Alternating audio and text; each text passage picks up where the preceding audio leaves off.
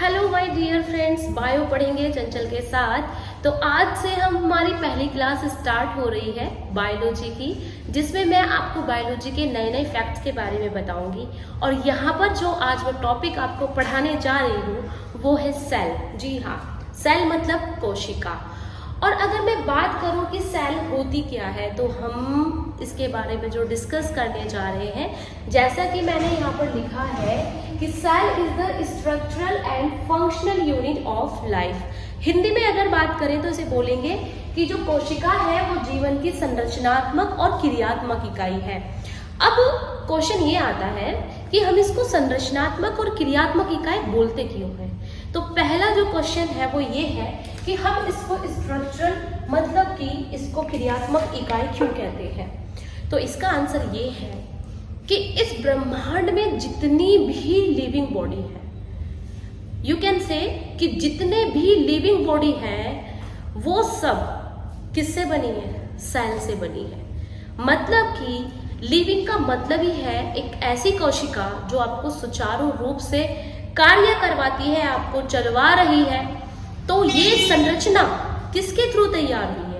वो सेल के थ्रू तैयार हुई है। मतलब सेल का हमारी बॉडी में सबसे बड़ा रोल है हमारी संरचना को, या यू कैन से कि एक लिविंग बॉडी को तैयार करने के लिए सेल की जो रोल है वो बहुत ही अहम है। अब यहाँ पे जो दूसरा लिखा है फंक्शनल मतलब कि क्रियात्मक इकाई। तो क्रियात्मक इकाई का क्या अर्थ है?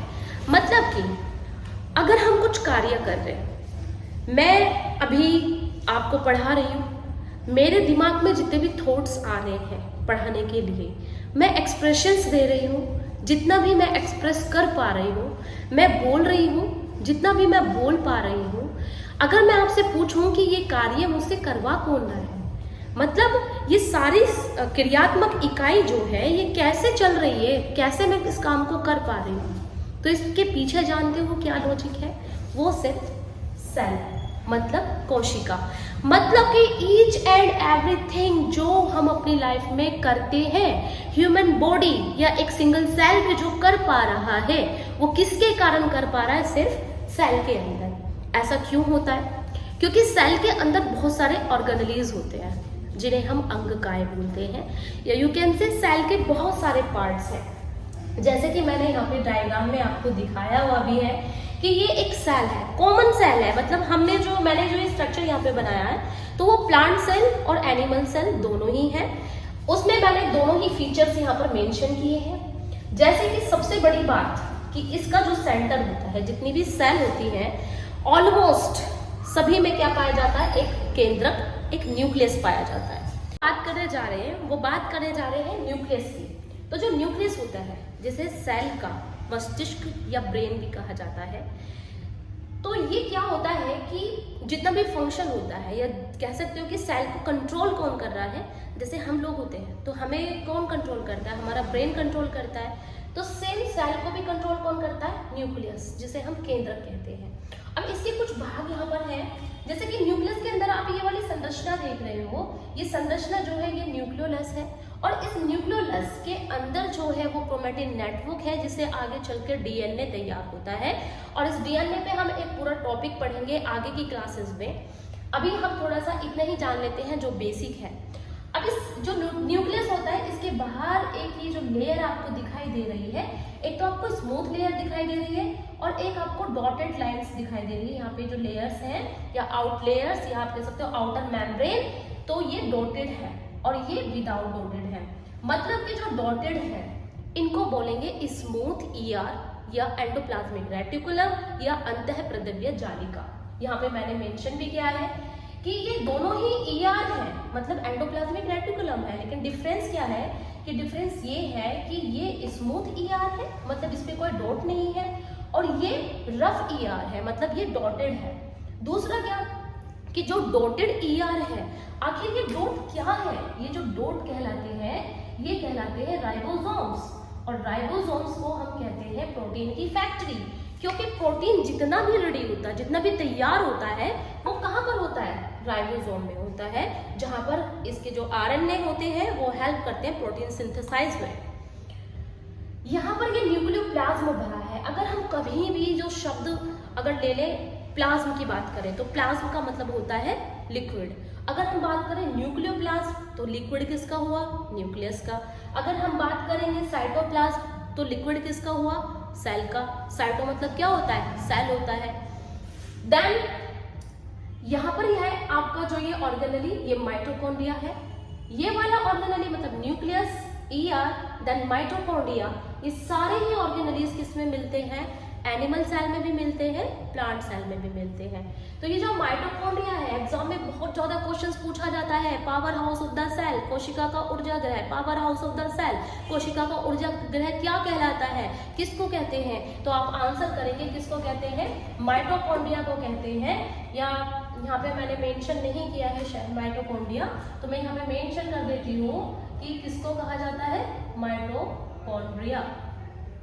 इसको कहा जाता है power house of the cell. मतलब कि जितनी भी पावर सेल को मिलेगी, या सेल को पावर मिलेगी तो हमें भी पावर मिलेगी, और किसकी फॉर्म में मिलेगी, एटीपी की फॉर्म में। तो ये किसकी फॉर्म में हमें जो पावर देता है, वो एटीपी की फॉर्म में पावर देता है।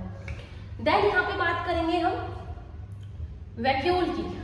तो जो ये वैक्यूल आपको दिख रहा है, अब ह्यूमन बॉडी में क्या होता है कि उसकी सेल मतलब उसका जो ह्यूमन बॉडी को चलाने के लिए जो मेन होता है वो ब्लड होता है। लेकिन प्लांट्स की अगर बात करें तो प्लांट को जब हम कट करते हैं तो उसमें ब्लड नहीं होता, उसमें क्या होता है, मोस्टली वाटर होता है। तो उस वाटर को एब्जॉर्ब करने के लिए कोई तो ऐसा ऑर्गेनली होगा ना, तो वो ऑर्गेनली कौन होता है, वैक्यूल होता है। और एग्जाम में जो अधिकतर क्वेश्चन आता है वो आता है कि वैक्यूल की आउटर लेयर को क्या कहा जाता है, तो वो कहा जाता है टोनोप्लास्ट। क्लियर हुआ, यस। तो वैक्यूल किसमें मिलेगा, सिर्फ प्लांट में मिलेगा। किसमें मिलेगा, सिर्फ प्लांट में। यहाँ पर बात करें अगर माइटोकॉन्ड्रिया किसमें मिलेगा, दोनों में मिलेगा, animal cell, plant cell, nucleus, animal cell, plant cell, endoplasmic reticulum, animal cell, plant cell, दोनों सेल में मिलेगा। लेकिन वैक्यूल किसमें मिलेगा, सिर्फ प्लांट में मिलेगा। देन बात करेंगे क्लोरोप्लास्ट। तो जो क्लोरो का मतलब ही होता है ग्रीन। क्या मतलब होता है, ग्रीन मतलब हरा, और प्लास्ट मतलब होता है प्लास्टिड्स। तो प्लास्टिड्स के बारे में हम बाद में डिटेल में भी पढ़ेंगे, लेकिन फिलहाल हम इतना ही पढ़ते हैं कि जो ग्रीन प्लास्टिड्स होते हैं वो पौधों का रंग कैसा होता है, हरा होता है। तो किसकी वजह से होता है, वो क्लोरोफिल की वजह से होता है। क्लोरोफिल कहाँ पाया जाता है, क्लोरोप्लास्ट में पाया जाता है। तो इट मीन कि क्लोरोप्लास्ट में किसमें मिलेगा, सिर्फ प्लांट्स में मिलेगा। यहाँ पे मैंने मेंशन किया हुआ है। लेकिन अगर बात करें कि प्लांट्स में ग्रीन के अलावा कुछ कलरफुल पार्ट भी होता है। अगर मैं बात करूँ कि जो सेल है, सेल की जो स्टडी है वो क्या कहलाती है, पहला क्वेश्चन तो ये पूछा जाता है। तो सेल को इंग्लिश में मतलब बायोलॉजिकल लैंग्वेज में बोलते हैं साइटो, और लॉजी का मतलब क्या होता है, अध्ययन। तो सेल का जो अध्ययन कहलाएगा वो कहलाएगा आपका साइटोलॉजी। बात आती है कि डिस्कवरी, सेल की डिस्कवरी किसने करी है, वो है रॉबर्ट हुक। और रॉबर्ट हुक ने जो डिस्कवरी करी थी वो पेड़ की छाल से की थी। मतलब कि पेड़ की जो छाल थी वो भी डेड थी। तो अगर बात करें कि डेड कोट से किसने करी है, वो करी है रॉबर्ट हुक ने। लेकिन अगर बात करेंगे लिविंग सेल की जो डिस्कवरी है वो किसने करी है, तो वो करी एंटनी वॉन ल्यूवेनहॉफ ने। न्यूक्लियस की जो डिस्कवरी करी है वो करी है रॉबर्ट ब्राउन ने। और इसी के अंदर जो क्रोमेटिन नेटवर्क है जिससे बनता है डीएनए, इस डीएनए की जो डिस्कवरी है वो किसने करी है, वॉटसन एंड क्रिक ने। इधर हमारा जो बात आती है, कुछ क्वेश्चंस एग्जाम में पूछे जाते हैं। वो क्वेश्चंस क्या है कि जैसे power house of the cell क्या कहलाता है, माइटोकॉन्ड्रिया कहलाता है। सुसाइड बैंक किसको कहते हैं, लाइसोसोम को कहते हैं। प्रोटीन फैक्ट्री किसको कहते हैं, राइबोसोम को कहते हैं। आपसे और पूछा जाएगा कि माइटोकॉन्ड्रिया क्या है, तो mitochondria power house of the cell है। मेरे ख्याल से कि सेल के बारे में आपको जो ये नॉलेज मिली है, तो अगर आपको थोड़ी सी भी कोई डाउट है तो आप कमेंट बॉक्स में ज़रूर बताइएगा। फिलहाल सेल के बारे में बेसिक नॉलेज लेने के लिए इतना काफ़ी है। फिर हम डिटेल बाय डिटेल पढ़ेंगे माइटोकॉन्ड्रिया के बारे में, गोल्जी एप्रेटिस के बारे में, न्यूक्लियस के बारे में। इन सभी के बारे में मैं नेक्स्ट क्लास में लेके आऊँगी एक नया अपना वीडियो बनाकर। तब तक आप मुझे सपोर्ट कीजिएगा, सब्सक्राइब कर दीजिएगा और लाइक कर दीजिएगा। Thank you.